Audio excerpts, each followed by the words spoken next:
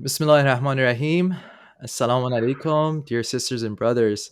Welcome back to the Radio Resistance podcast. As always, I'm joined here by my dear brother and co host, Zubair John. And today we're honored to have a very dear and special guest with us, Brother Ali Madadi. Brother Ali Madadi was born and raised in Afghanistan and received his primary education in Afghanistan, Armenia, and the United States. He's a graduate of the University of Rochester, where he studied finance and philosophy. Ali John has previously worked on education in Afghanistan and has co founded and led an education consulting organization there. He's currently the director of operations of a nonprofit organization and group. So, without further ado, let's get into it. Salam and welcome, Ali John. Uh, Salam, Zubayjan and Kamaljan. It is a pleasure to be here with you guys. Um, yes, and thank you very much for inviting me. Um, Thank yeah, you. let's just get into it. Thank you, brother. No, the pleasure is all ours. Yeah, so exactly. Let's get into it. I'd actually want to start off with asking you a question about, your time in Afghanistan. How long ago was that? I mean, we know you were born and raised there. Right. What was life like over there? Yeah, I was born there and I was raised in Kabul. So I lived pretty much all my life in Kabul. And I studied there until grade 11. And then I went to Armenia where I got my high school education. Um, and then I came to the US where I studied at the University of Rochester. Um, yeah, I think that when I reflect about my time in Afghanistan, I think that part of it was that it was a, a very consequential time for my community, but also for me and for the entire country. It was um, right after 2001, and the experience of uh, um, getting educated at the private institutions and how communities built um, these institutions and how they worked on it and um, um, how they educated an entire generation of people of Afghanistan, like myself. And I think that was a particularly interesting thing for me. And I think given the current situation of the country, I think it is quite important to reflect at that particular experience of the people, as well as the education sector uh, in general. And I think it gives us a very good context of the erosion of freedoms that we had, but also the erosion of a huge amount of achievement that the people of Afghanistan had. Yes. Hmm. Um, That's a quite interesting point, actually. Sometimes, we tend to forget what those achievements really were in the past 20 years. That's a very, very good point. Yeah. Um, oh, sorry. Go ahead, Sabajan. Honestly, well, yeah, that's a great point. But speaking of the erosion of the rights and the freedoms that you mentioned, Alija, let's actually go into that. Let's discuss that further. So the current situation in Afghanistan, right? What we would call like the status quo. Um, what? Let's discuss what that is, right? Currently, that is we see the Taliban in power, and it's not a pretty situation. There's really no way of putting that nicely. It's just the country is in a state of chaos and people are struggling. So That being said, let's discuss the certain narratives that are keeping this status quo alive, such as what people tend to say is that, the first thing is peace has been established, right? There's no more war. So therefore, it's like this anti-imperialist narrative that's being pushed. Also, um, unfreezing of funds, the excuse that people make in regards to maybe the Taliban and their oppression, or the failed economy, and the situation in Afghanistan, right? People will say, well, we need to unfreeze the funds. So these certain narratives, resistance is causing a problem, right? These narratives are being pushed, and this is keeping the Taliban, the status quo, alive. And then there's also not just who's actually pushing these narratives. Uh, there's certain players who are doing that, whether that's the international community, whether that's the United States government, or whether that's the United Nations with their kind of soft condemnations without any actual action to kind of condemn and to kind of put pressure on the Taliban for them to, stop what they're doing.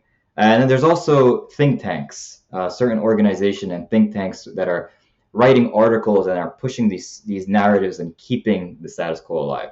So I made that, I guess, longer than it needed to be, and also with the combination of some of the members and former players from the former republic, whether these are corrupt figures, essentially sellouts who are collaborating with these different organizations and kind of softening the image of the Taliban, whitewashing them, let's say. So let's what's your take on that? Let's name an example, maybe to make it easier for you. One of the popular groups that are very active is the Crisis Group. So what is your take on a group such as the Crisis Group and their narrative that they're pushing, the work that they're doing? Can you maybe deconstruct that for us? Thank you for that question. I think that there are a couple of things. One is that I think that understanding, the narrative. First, we need to understand the context. These narratives only make sense in the context of power, Mm-hmm. and it seems to me like what they are doing is they are building on the the current policies of the U.S. government, as they did during the past 20 years. Um, uh, when it was the time of the Republic, they did the exact same thing, and particularly during the time of Ghani, they built this narrative of peace, peace, peace, peace, uh, um, and now they're just continuing that. So they never really go out of their way or uh, try to sort of oppose the narrative of the power. And I think there's sort of like an ideology as well as a business model behind it. Consider that, for example, you mentioned the Crisis Group.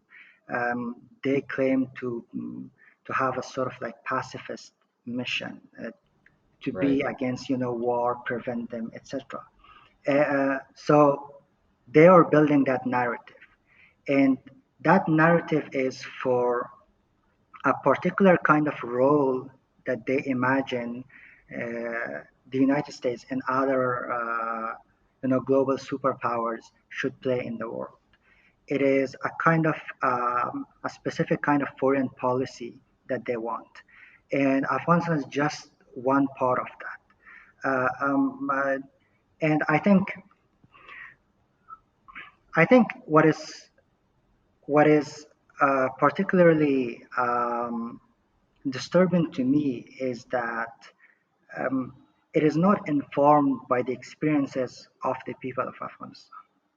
And for example, if you take an op-ed that they write and you just remove the words Afghanistan or Kabul or things like that, and you would not be able to guess what country they're talking about. It's very general terms.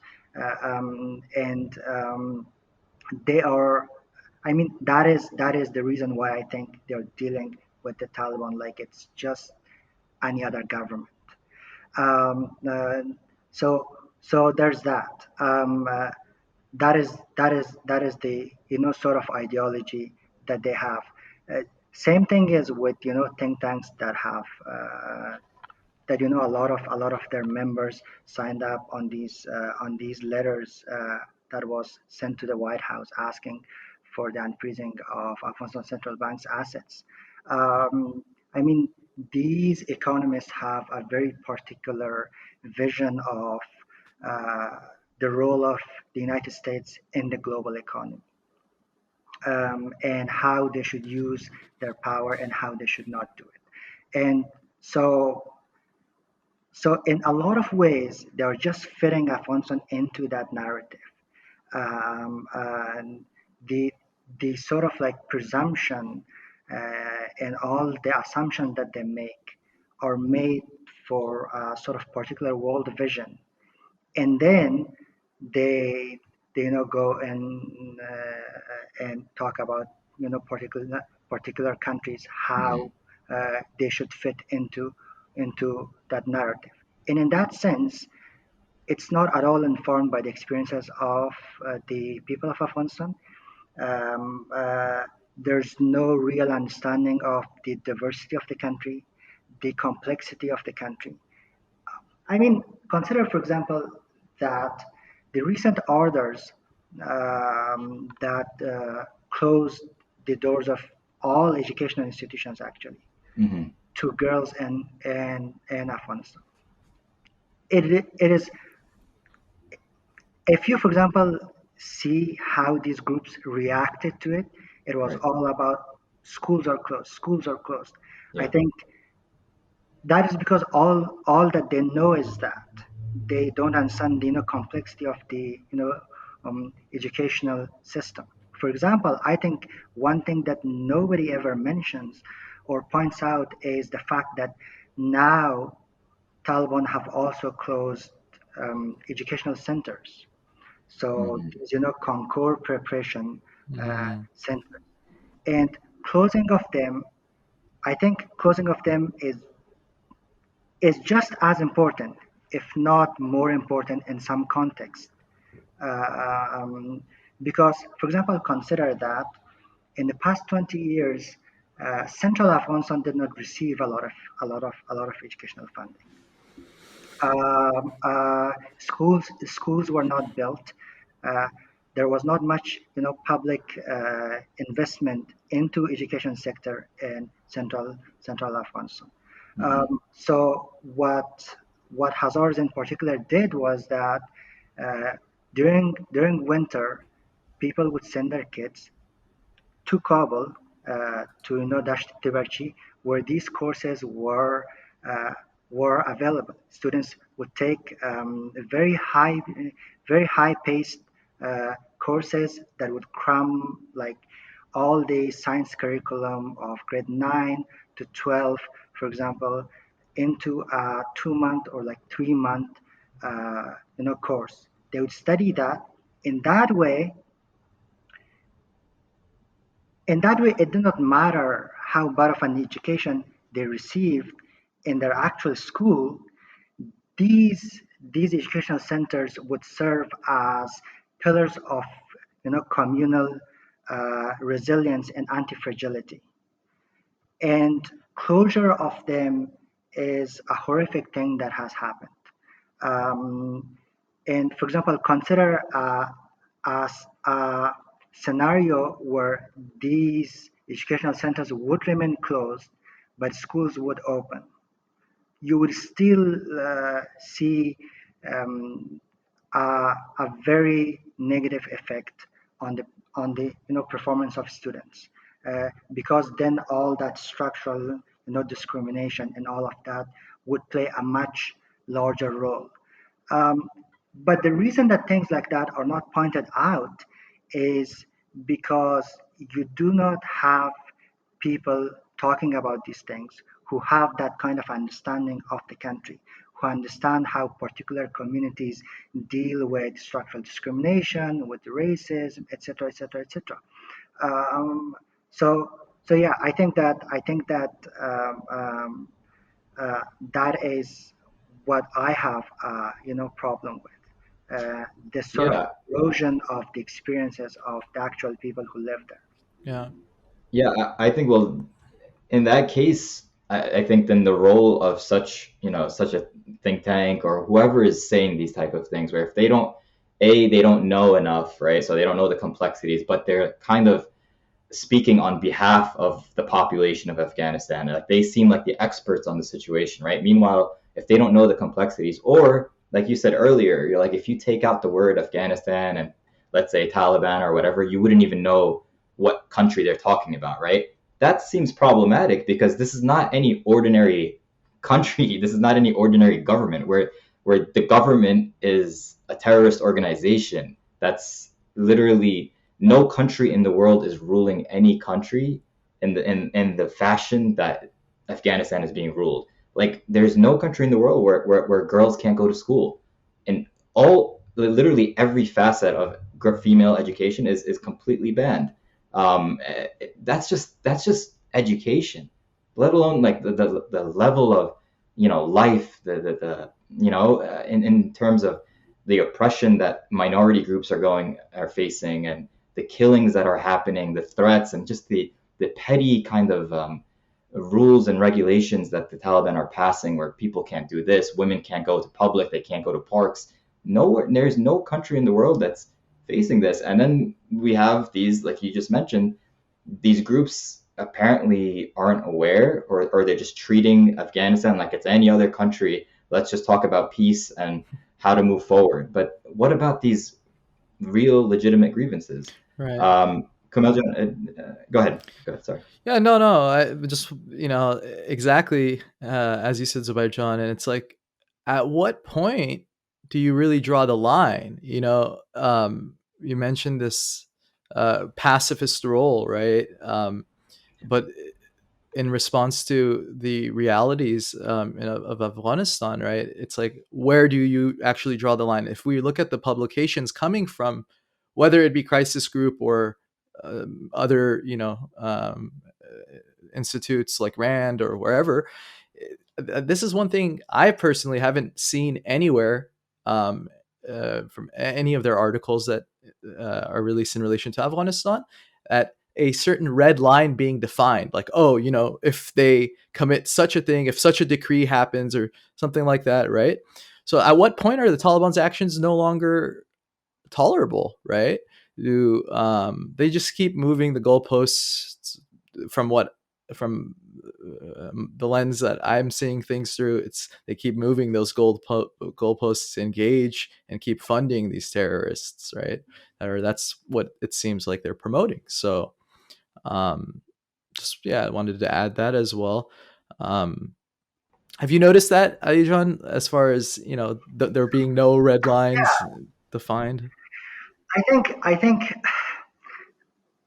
part of this whole thing of looking at Afghanistan from a very outside perspective, from a perspective that is alien to the people of the country, part of that is that there is no red line.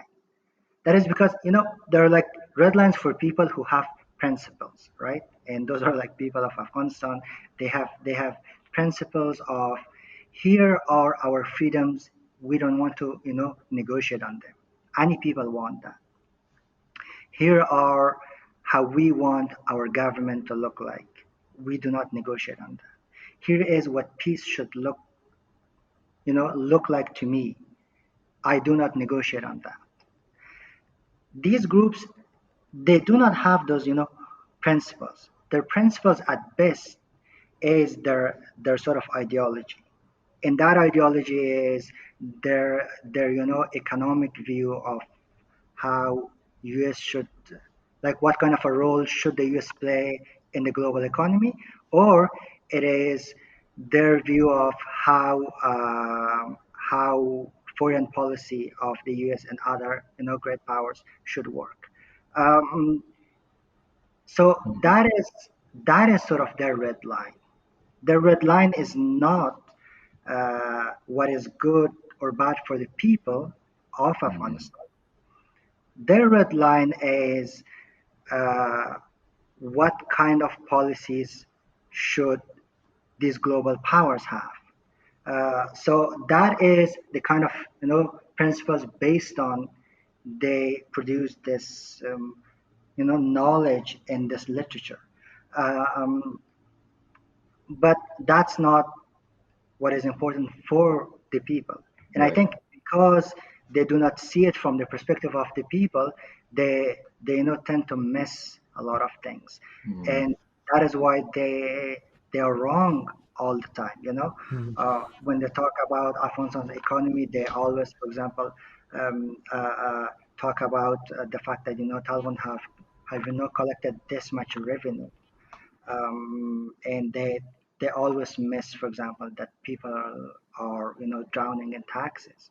There are like 100 different kind of taxes on everyday people, on small businesses, on everything, and that stifles a lot of economic activity.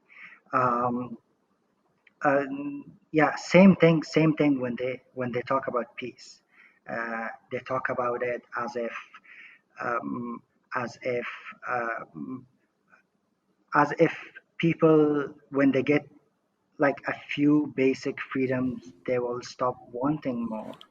That would only make sense in the context of sort of like global power relations. But people don't want that. They would, no matter how the economy performs. I think that most people would never accept the erosion of their freedoms. So I think the perspective from within the society is always missing again in those analyses. Right. Yeah. No, I think that's a really good way of, or a really good analysis. That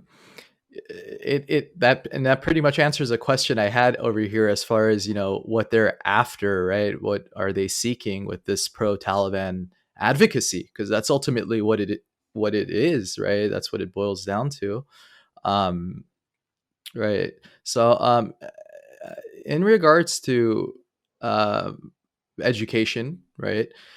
Do you see a reversal? I mean, I kind of got the answer from you, but I want if you could expand on that just to make it even clearer. Would a reversal of the recent decrees of women not being allowed to attend university, the ban on girls in general from school as well. I think the latest was the decree prohibiting women to work for any NGOs, NGOs. right? So, Mm. but would a reversal of such policy be enough to recognize the Taliban? I mean, well, part of it is, part of it, remains to be seen, and I don't exactly know. But here is what I do know is that um, even if these policies are sort of rescinded, um, we know the vision of the Taliban. They don't want a kind of curriculum that produces a certain kind of individual. And that individual is like me and you guys. Right. That individual is anybody who would, question their authority, anybody who sort of like steps out of the line, um, anybody who would oppose their ideology. Um, so for Basically, example, like look at yeah. the very nice research that 8 a.m. did, 8 a.m. Daily, Mm. Sub did on the sort of curriculum that they are trying to build. It is a curriculum that is intended very specifically to produce sort of like next generation of jihadis, um, something like that. So even if these bans um, are rescinded, they would they would introduce a kind of curriculum that that further oppresses the people of Afghanistan. So I don't think that in that sense, in the sense of the sort of effect that they want to have on the society, in the sense of uh, the kind of society that they want to forcefully and violently shape in Afghanistan, they will never negotiate on that. Those things will not change. I mean, in the best case scenario, they will use this to get recognition, and then still get what they always wanted, still enforce their ideology on everybody. I think um, so Their too. oppressive in the policies and so on as well, right? Yeah. exactly exactly It's in like the a best bargaining chip. right in the best case scenario, they will make that thing that they call in Persian a sort of like bini khamiri, a clear nose for themselves. Yeah. um, and they will not do much more than that. And that is because they have consistently shown no sort of deviation from their very hardline ideology. And I don't think that we will see any deviation for that. There is no historical evidence to support that they will change that. Yeah. Okay. Yeah. No, that's just as I also see it. And so, in relation to education, right? Um, this just reminded me actually. So we obviously, I think we're all in agreement here that education isn't enough to ensure human rights and women's rights are being protected, right?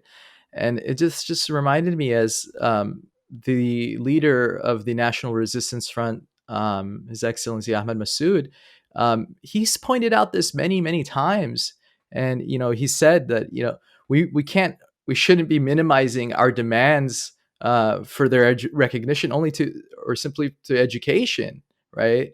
Our We deserve more, just as any other nation, right? We need a government that's chosen by the people and serves the people and ensures all of their rights as humans with dignity, as citizens, as citizens with basic rights, not just basic rights. We shouldn't be settling with that, right? But yeah, the international community has to be demanding the same thing ultimately. Um, so yeah, I just wanted to add that as far as like counter narratives are concerned, uh, and so far that's the only real counter narrative I mean, I think we're all witness to.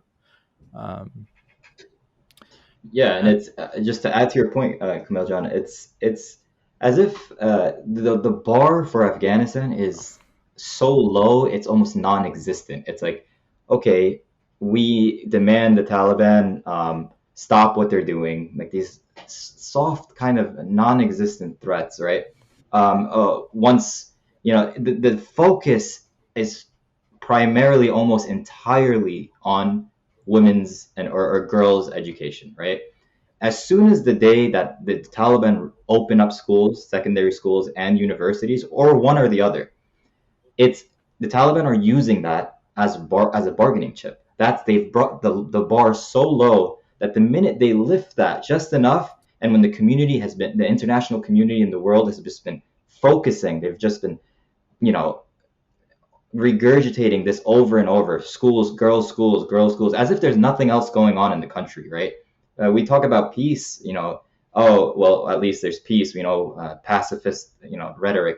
But even peace, where is the peace? Like, when did the war end, right? I mean, every month we have, at least it's been on average, maybe one or two, sometimes more, explosions that continue to happen, these suicide bombings that continue to happen in mosques. They happen and we saw it in the education center, Kaj, right? How many Hazara girls were killed there? This ongoing, that genocide of Hazaras that has been the historical genocide, it never stopped.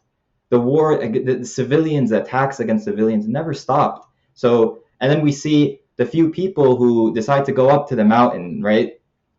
These brave men that are in up in the mountains, and it's expanded to several provinces now. Initially, it was a few people, but now it's a lot of people, and they're just defending their rights. That's all they're doing. They're defending their lands from their people from being forced out.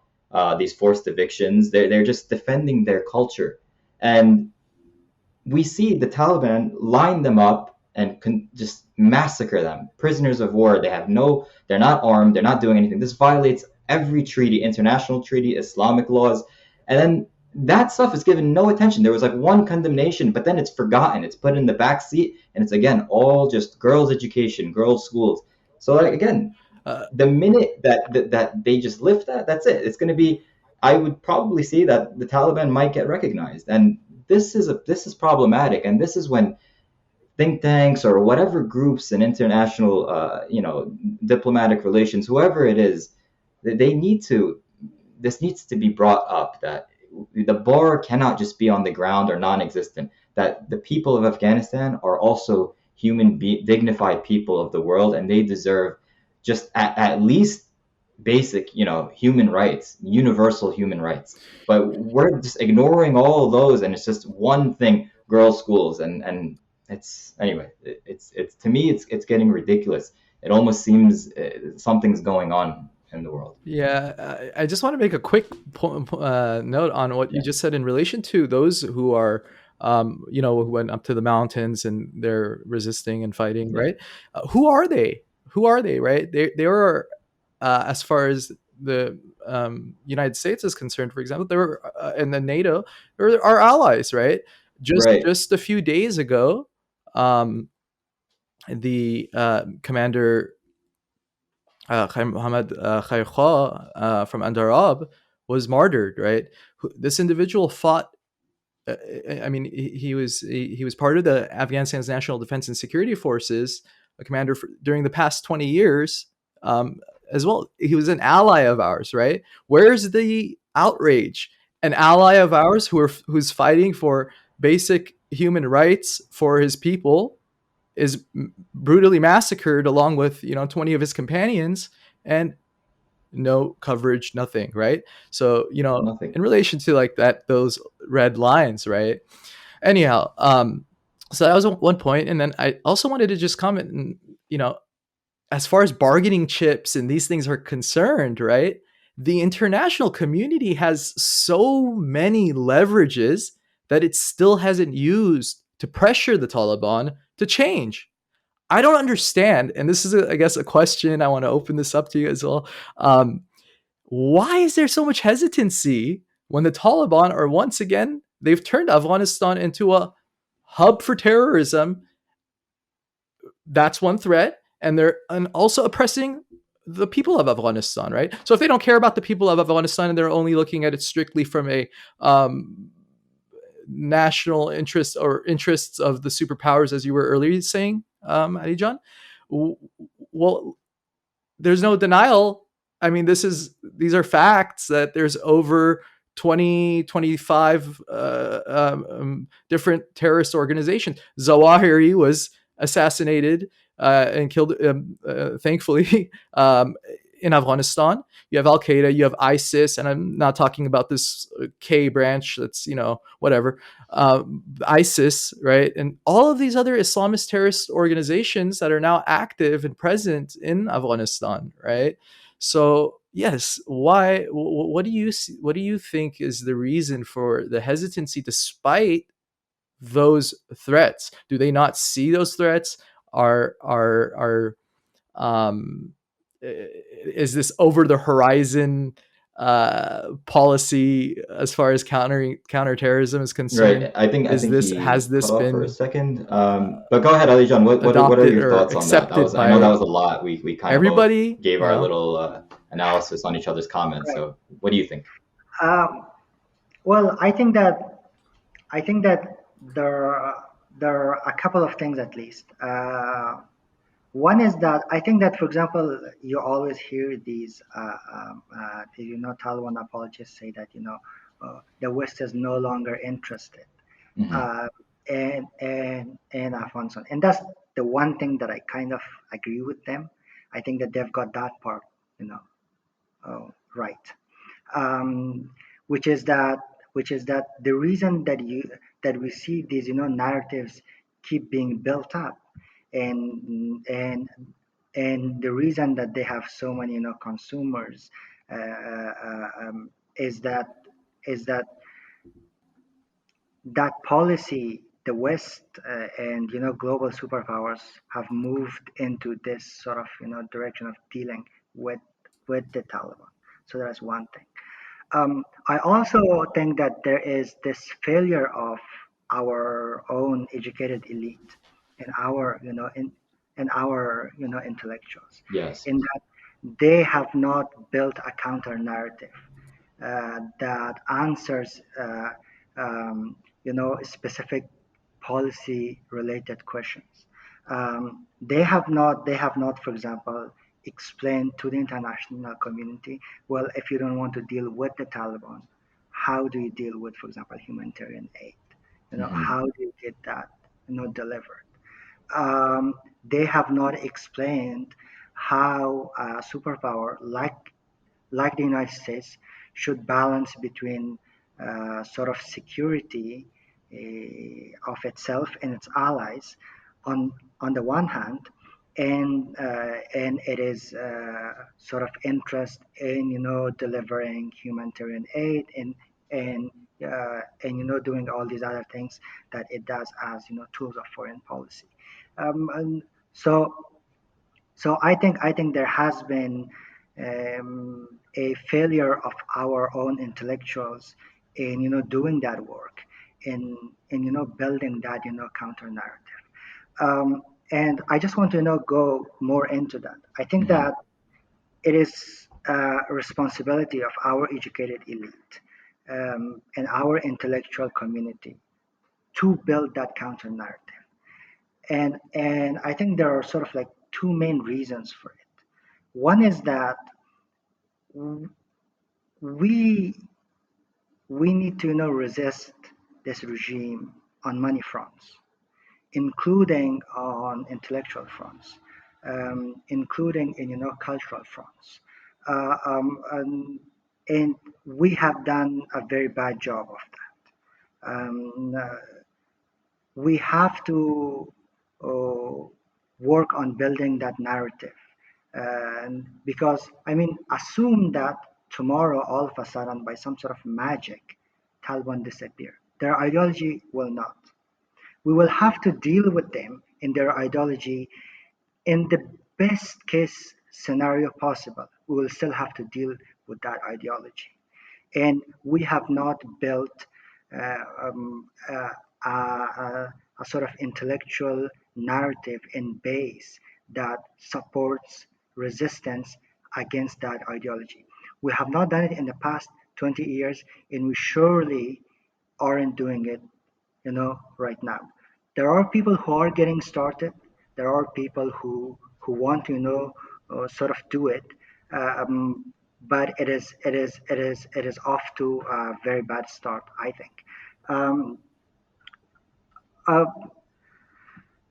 I mean, I think that the historical evolution of power in Alfonso has always been that somebody has gotten power and then thought about, oh, what am I going to do with it? You know, we have to stop that historical trend. We have to build uh, um, literature, research, and ideas behind what kind of a society we want, what kind of a government we want.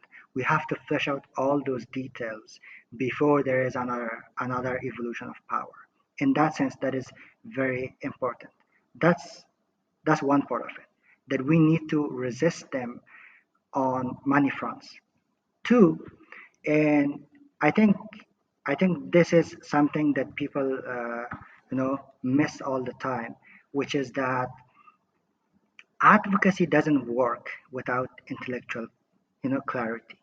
While they are in power, we need an intellectual clarity to support, mm, all these advocacy groups on human rights, on women's rights, etc. Um, and I think that a huge part of that intellectual clarity is a sort of like clarity about our history that we haven't had. Our history has always been um, either confused or sort of faked. I mean, you see, sort of, different communities of Afghanistan claiming things like 5,000 year history, 12,000 uh, um, apparently year history, things like that. And all of that comes from this not only insecurity, but confusion. And advocacy doesn't work without that kind of intellectual and historical clarity. I think that the one sort of example that we can look at and study and build on is the examples that Hazaras have set, and I think that it is an example that people do not fully understand. I think that, for example, if you look at the Hazara community, um, one you have a group of people who are incredibly diverse, sort of more educated than other sort of communities in Afghanistan, and Hazaras don't have sort of ethnic constructs in the sense that most other communities in Afghanistan have. So sort of like ethnic leaders don't have that much influence Hmm. even the within the community. So you have got a sort of educated uh, community that doesn't have uh, um, uh, these structures that would sort of unite them. But that community has proven consistently to be able to organize and advocate for themselves. Why is that happening? And we see it over and over again. We saw it with the Stop Hazara, Ge- Genocide. yes, Yeah. yes, genocide. Before that, we saw it with the Enlightenment movement. Before that, with Tabassum. Before that, against Kochi attacks on Hazara areas. That consistency in the community's capability to organize comes from it is clarity about their history. And I mean, for example, like look at Mhm. a simple thing. You never hear a Hazara, for example, saying, "Oh, I am, descended from that king like 2,500 years ago." Everything starts with Abdurrahman Khan because that Mhm. is all that is relevant to our history starts from there. That kind of intellectual clarity was built by people who worked at very like horrible times. I mean, you had people like Ustad Kazim Yazdani who wrote, history during the Civil War and times like that that informed decisions of leaders at the time, but also built an sort of intellectual base that supported advocacy. And that is why you see these movements one after another uh, that do not deviate from that historical narrative. One movement after another falls into that narrative. The reason behind that is because there's an intellectual clarity about who we are and where are the sources of our problems. There's still a lot of work that needs to be done on that, but I think that is a good start. And I think these are sort of experiences that we have to highlight, that we have to learn from, that we have to reflect on, and that we have to build on. And I think again, it is the responsibility of our educated elite in our intellectual community to build that literature, to do that work, to produce ideas that envisions an Afghanistan uh, that does not resemble what we have had in the past. Um, uh, I don't think that the people of Afghanistan want to ever go back to any kind of past that we've had. I think we have to start from basically zero again. And there's a lot of intellectual work that needs to be done on that. And I think we've had a lot of failure in that area. Yeah, I think that's a very, very, very great point that you made. And the only thing I'd like to add here is that I think that um, one of the core issues or problems for why we haven't been able to achieve this as well isn't because amongst our intellectuals that they uh, don't share the same values or see things eye to eye, but more so it's a lack of this collective um, and organized efforts from taking place, right? And that stems from this lack of unity. Um, I think that that's one of the issues there as well, right? Because we see individual efforts for sure amongst all peoples of Afghanistan, right? Um, but that's certainly not enough to be, for example, to be able to counter as uh, the uh, beyond the Taliban extremism and as far as ideologies are concerned from the masses there in Afghanistan as well. So I think one of those things that needs to be worked on is amongst the intellectuals who do see eye to eye on these matters, right? As those who have a proper understanding of how this type of extremist ideology has spread so far and vast in Afghanistan to come together, right? They need to come together and work on a more of a structured kind of plan to counter these ideologies. Earlier, I got cut off for a second, so I wasn't 100% sure. If you did hear my question and answer it fully, then no worries at all. I'll be revisiting it, taking a look at the um, our recording afterwards. But yeah, it was just in relation to the international community having so much more leverages and that they haven't used to pressure the Taliban, right? I had asked in relation to their hesitancy when Yeah, I think. the top. Yeah, I think I did, answer Oh, that. okay, good. Um, Okay, thank um, you. yeah, but yeah, that is what led to the whole thing about intellectual clarity. Um, Okay. and again, as you said, I think that we will see more of a unity if we build up that kind of intellectual clarity. It's not necessary that um, everybody is exactly on the same page. It is Hmm. not necessary that we all are under the same umbrella of like sort of organizational umbrella, but I think it is very much necessary for our intellectuals to reflect on the particular experiences of particular communities in the country, and all of them together when combined, we can build that sort of narrative.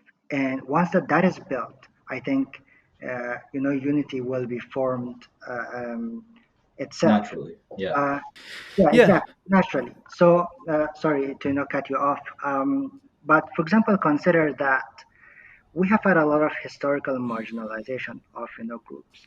We have all these small ethnic groups, particularly in the north, Kazakhs, Kyrgyz, all of that, and nobody talks about them ever.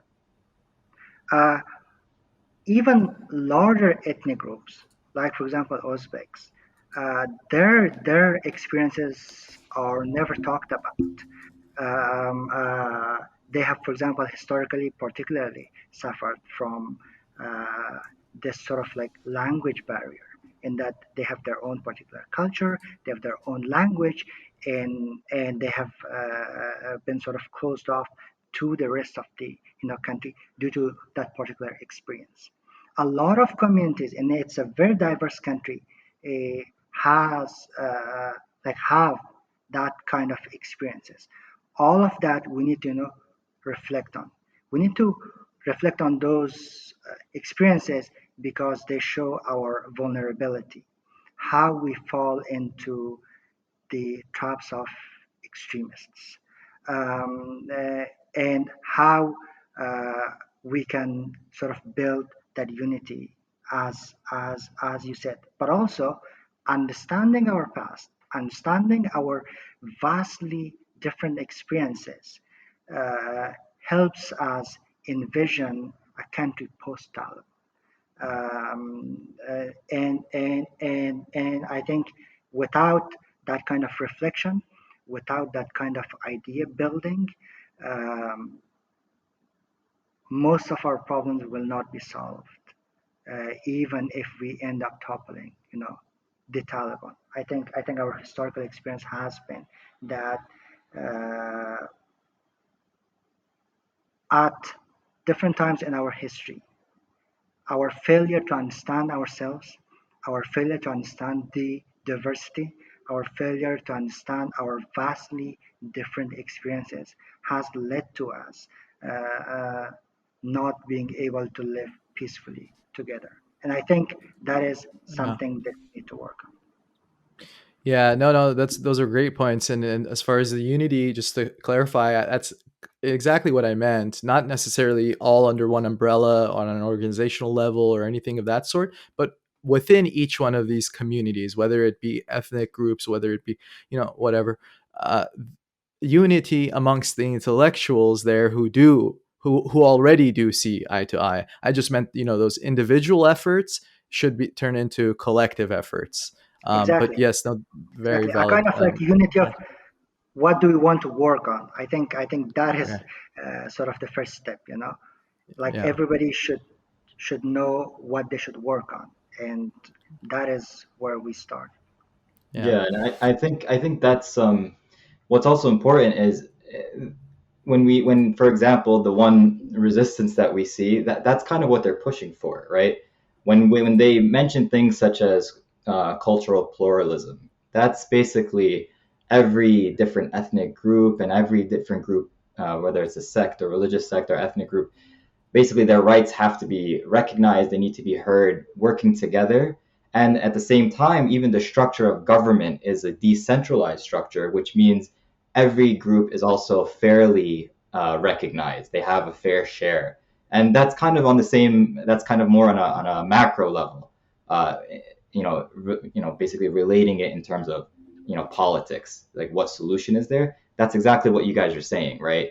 These Yeah. grievances need to be heard.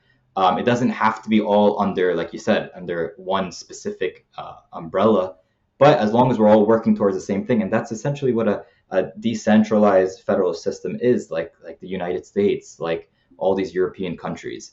Mhm. The only other thing, I just want to make one point, and I'll let you wrap it up because we're getting close to an hour. I just want to make one more point that priorities, right? So currently, I think the in terms of being unified, the one thing that there should be no debate about, that we need unity amongst ourselves in terms of resisting against the Taliban, right? When we were talking about how there's no counter narrative in existence, or there's very few, right? Well, that needs to be us. That needs to be. It starts with conversations like these. We need to start getting more vocal, right? And expressing our united grievances that is basically, we will not accept this terrorist organization, this terrorist regime, that we will resist in all different forms, and we will, basically unite in this cause. That needs to be priority, and we cannot deviate from each other when it comes to that. Specifics about what happened in the past and stuff like that, we can, each different group and everyone has their personal opinions, and we can work on that as this is happening. But the current priority, we definitely need to Yeah. sort out our priorities, make things Yeah. What's important has to come first. All right. So Ali John, I had one final question, and this is us circling back to the crisis group. But many of those who are part of the crisis group and ultimately lobbying for the Taliban, they used to be part of RAND. One figure, well, Laurel Miller, for example, right?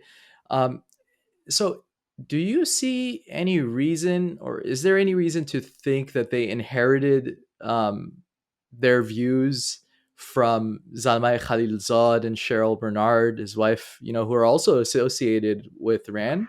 Uh, okay, thank you for that question. Okay, I don't exactly have a reason to, think that they inherited their views from a particular person. But the fact of the matter is that the sort of, think tank community is not as large as we would, think. It is a very small community, and people move around. But also, I think that it's not entirely, coincidental that their views align either. Um, but it's not exactly intentional either. As I said, it is that there's a narrative of power, and they, go with that flow. Uh, they they produce literature and produce knowledge that supports that narrative, that supports particular political decisions that the US government and other governments make. And the fact of the matter is that right now, their decision is to engage with the Taliban. So people have to work out the details of that. They have to produce policy that supports those political decisions, and I think that is what is what is going on with, and that brings me to my final point, uh, which is that I want to reiterate the necessity of resisting the Taliban on all fronts, including cultural fronts, including intellectual fronts. We have to come together, we have to produce literature and ideas that envision a pluralistic Afghanistan, that envision an Afghanistan after the Taliban, that envisions a kind of society that is resilient to this disease of extremism. Uh, um, we have to build a kind of intellectual capacity that supports that kind of society. That is on us, and that is on our intellectuals. And I also think it is on all of us to not lose hope. It is the ultimate resistance at the end of the day, that that we should not lose hope. I think that the sort of assumption that has informed all these people, all these groups who are one way or another supporting Taliban is that they have convinced the international community that there was no way Mm, to win it. That if they had perfect government, if they had no corruption, if our contractors did everything perfect, if their army did everything perfect, if we did not support Ghani, if they had free and fair elections exactly as one would imagine under the best of circumstances, still there was no way to win it. And that is what the Taliban want. That is what they are banking on. They're banking on hopelessness. And that is what we should resist. The ultimate resistance is to have hope. I think we should listen to the people inside the country. And I think the reaction after, for example, the attack on Koch Educational Center makes that clear. I mean, we saw parents who lost their kids, who put banners out there and asked those kids as classmates to continue, quote, their dream, to fulfill the dream of the children that they lost, to not lose hope, to go to school, to study. That is what the people want. That is their resistance. There's hope. And I think that is the narrative that we have to put out there. That is what we have to work on never losing hope. The day that we lose hope, this fight is lost. And that is what the Taliban are banking on. That is what the erosion of our freedoms is about. It's about convincing the people that there is no way. This is it. Will never change, and you're not getting anything. And the little that we give you, you have to be satisfied with that. I do not accept that. You guys do not accept that. The people of Afghanistan do not accept that. Our resistance ultimately is about hope. Never losing hope, never giving up. Thank you. Yeah, those are excellent points. I think that basically that summarizes everything in terms of the situation in Afghanistan. Especially in terms of hope is all we have. And if nothing else, that has to be the basis, that we need to be consistent in that part. And I think one of the alternatives that we see, again, our podcast being called Radio Resistance, is the current resistance that is in existence, right? That exists right now, that is resisting, is everything you just said. It is that beacon of hope, and we can all also implement that in our lives and act on that in terms of whether it's writing posts, whether it's writing articles, whether it's making videos. That is definitely the backbone of all of this. Yeah, Camille, I think. I got cut off for a quick second, but I thought those were very excellent points you made, Ali John, in terms of granting hope and what you just said right now, Zubair John. Yes, indeed. Kaj was one great example, right? As Brother Ali mentioned. Zubair John, as you mentioned right now, the NRF with their active military resistance, for example, right? And what we the true flag bearers, or the ultimate example of the flag bearers of our resistance as a whole, right? Uh, I think are the women of who Yeah, have been granting us hope time and time marching. again from the very beginning. Nope, this is not what we want. I mean, of course, I guess it's obvious the reason as well. They're affected the most, right? But yes, ultimately, you know, this is something we need to be combating, the hopelessness that not just the Taliban and their supporters are trying to bring, spread, have widespread amongst the entire, I mean, the masses, of course, right? So that was an excellent point, Ali John. Thank you. Yeah, exactly. I think that, and I mean, I just want to say about the resistance of our girls and the women of Afghanistan that it's not only about the non-stop protests that they've had since August 15 last year. It's also about, for example, think about the smallest things that they do. Think about the fact that the Taliban send an order and tell them you cannot go to university, and they show up. Mm, That showing up in itself is an act of resistance. Standing in front of a closed door of a university, standing in front of a closed door of a school, and just standing there, just going this dangerous way with all the harassment, with all the insanity, with all that this authoritarian regime is throwing at a girl, at a woman in Afghanistan. Just going and standing in front of that closed door and asking, why am I not allowed to go in?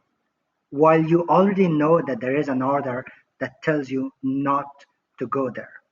That act of going to that school, standing in front of that closed door in itself is an act of resistance. And again, it is an act of not giving up hope. And resistance is about that. It's about not giving up hope. Thank you. It was a absolutely. pleasure to talk to Thank both of you, you. Alijan. The pleasure was all ours. So yeah, if you don't, neither Azerbaijan, do you have any closing remarks you'd like to make? Nope, I also agree that the pleasure was ours. Thank you, Alijan, for joining us and for sharing all your thoughts. I think a lot of people, many people will benefit from those words. Absolutely. All right. Well, that's a wrap for another episode of Radio Resistance. Please, our dear viewers, do share if you enjoyed the episode. Hit the subscribe button, share. You know the routine. Thank you very much.